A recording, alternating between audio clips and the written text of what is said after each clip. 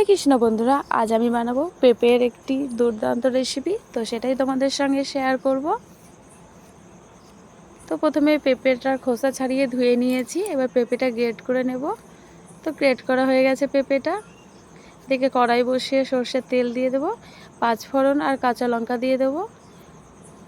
এবার পেঁপেটা দিয়ে দেবো। এর খুবই সামান্য উপকরণেই রান্নাটা হয়ে যায়। এবার হলুদ গুঁড়ো, জিরে গুঁড়ো আর ধনে গুঁড়ো দিয়ে দেবো, স্বাদ মতো লবণ দিয়ে দেবো। এবার পেঁপেটা নাড়তে হবে ক্রমাগত, নয়তো তলায় লেগে যাবে।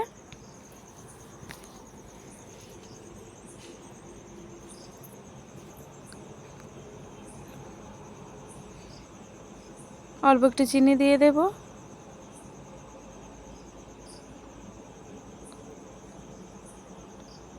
এবার অল্প একটু গরম মশলা দিয়ে দিলাম।